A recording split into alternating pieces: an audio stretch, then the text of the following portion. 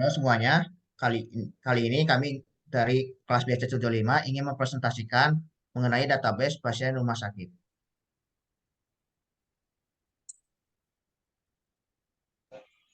Oke, maksud dan tujuan kami untuk membuat database ini yaitu dapat membuat database server untuk sebuah pasien yang dimana akan membantu rumah sakit mencarikan riwayat pasien yang dari di mana pasien-pasien tersebut pernah ke rumah sakit tersebut dan atau berobat dan berkunjung juga ke sana, serta dapat membantu meningkatkan sistem database fasilitas rumah sakit yang ada dan database ini juga bisa membantu para dokter juga untuk mengecek pasien-pasien mereka yang telah dikunjungi oleh pasien tersebut.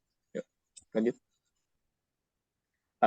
Nah, ini adalah sistem DBMS Works dari database kita. Nah, untuk dari data dokter itu hanya bisa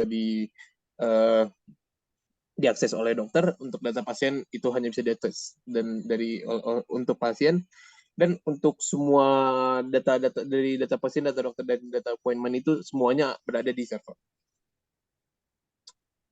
Nah, ini adalah contoh dari entity relationship program kita ya. Bisa dilihat di dokter itu ada entity berhubungan dengan appointment, pasien juga dengan appointment, dan historinya juga ada dengan appointment juga. Nah, untuk flowchart diagram pasiennya dari database ini dimulai dari start, yaitu ketika pasien membuka aplikasi. Terus setelah itu dari aplikasi tersebut akan dimunculkan apakah pasien mempunyai account.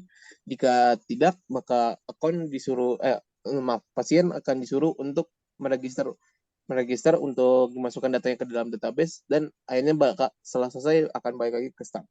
Nah, setelah ke start, maka akan langsung terlihat lagi karena dia sudah mempunyai akun, dan apabila yang sudah punya akun juga langsung dipindahkan ke login. Nah, setelah login, dia akan dipindahkan ke main page. Nah, di main page ini terdapat dua hal yang bisa dilakukan oleh pasien, yaitu melihat pasien info dan membuat create appointment. Create appointment ini adalah maksudnya adalah untuk membuat sebuah janji kepada dokter untuk bertemu. Mungkin itu ketika dia punya penyakitnya atau apanya. Nah, setelah itu bisa lanjutkan lagi nanti ke pasien info. Nah, setelah itu nanti pasien infonya akan diupdate. Nah, setelah update dan setelah mempunyai appointment, akhirnya langsung end. Ya, boleh lanjut. Nah, untuk dokter, nah, projectnya langsung ke start. Nah, do you have an account? Nah, jika seharusnya semua dokter itu mempunyai sebuah akun, berarti ya langsung saja masuknya ke login. Setelah itu dia akan dimasukkan ke main page. Nah, untuk database, untuk aplikasi untuk yang dokter, mereka juga bisa mengecek untuk info pasien, dan mereka juga bisa mengecek appointment yang mereka miliki, apakah ada pasien yang ingin mau ketemuan dengan mereka. Nah, setelah itu nanti mereka ketemuan dan nanti akhirnya diupdate pasien info dan end akhirnya. Udah selesai. Ya, selanjutnya dilanjutkan oleh saya. Di sini dilihat ini mockup aplikasi login yang dimana kita bisa memilih role-nya. Ini ada role admin itu berupa dokter, sama role member itu berupa pasien. Jadi ini UID-nya, ini passwordnya, ini login sama registernya. Bisa dilihat cara pembuatannya. Select role insert ini, ID username password, username misalkan grup 1 kontak. Nah, kalau select role into member, kita bisa masukkan ID yang username-nya misalkan 1004, 1234.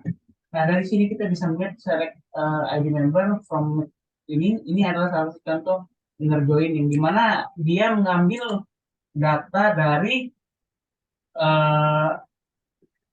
ID member dan make appointment yang dimana dia menginterjoinkan menjadi patient information di sini, jadi bisa login. Nah, kita lihat appointment ID member, patient information, ID.get. Oke. Selanjutnya ada mockup application dokter. Nah, mockup application dokter ini bisa dilihat ini briefing tentang mockup aplikasi dokter yang dokter gunakan. Kita lihat di sini ada appointment hari ini, misalkan dijadwalkan pada jam 10, ID-nya siapa, namanya, pasiennya, nomor teleponnya berapa. Nah, misalkan sudah selesai di appointment-nya, selesai, maka di checklist, maka akan muncul di appointment history appointment atau appointment selesai hari ini. Di sini bisa lihat, ini cara membuatnya. Table appointment hari ini, ID in primary key, ada form. Ini dokter bisa melakukan perubahan di dalam data ini. Bahkan dia mau ubah di mana start transaction, update appointment area ini hari ini, di mana ID-nya misalkan membernya 1001 kita bisa lihat Nur Malaysia.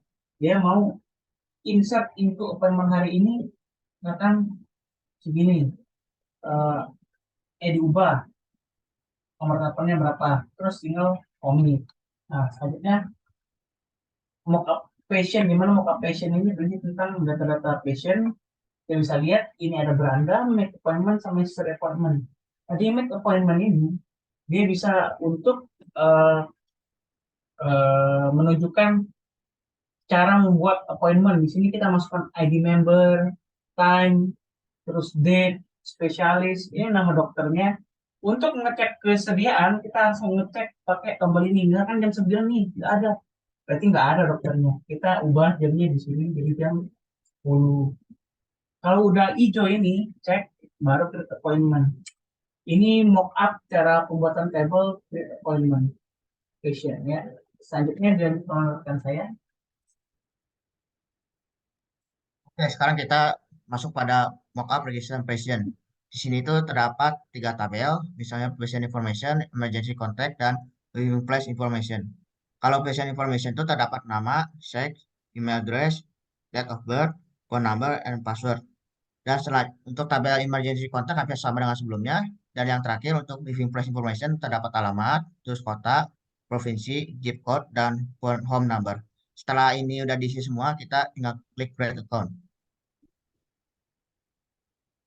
Ini untuk kodenya ya.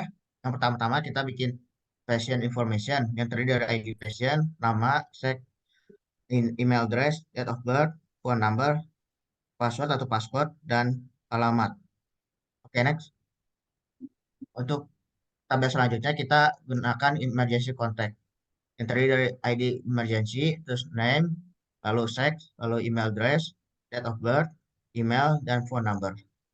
Dan kita bikin tabel yang terakhir yaitu living place information yang terdiri dari ID-nya, lalu ada address, lalu ada city, kita bisa pilih kota-kotanya, lalu ada provinsi, lalu ada zip code, dan terakhir phone number. Oke, sekarang kita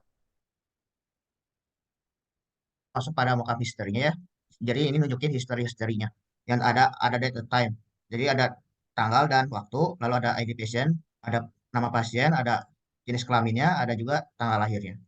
Lalu untuk ID dokter, terus ada nama dokternya dan spesialis di bidang apa gitu. Dan selanjutnya ada email address, lalu ada alamatnya, setelah itu ada nomor telepon.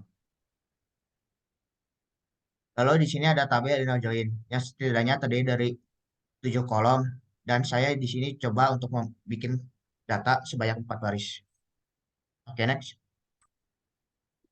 Mockup, mockup history-nya dalam kodenya. Untuk kodenya kita gunakan select, lalu kita pilih kolom-kolomnya ya. Bisa make appointment, ID patient, lalu ada nama, ada sex, ada email address, ada date of birth, ada phone number, ada alamat. Dari mana? Dari patient information. Lalu kita gunakan email join, make appointment, on make appointment, ID patient sama dengan patient information, ID patient. Oke, sekian presentasi dari kelompok kami. Terima kasih.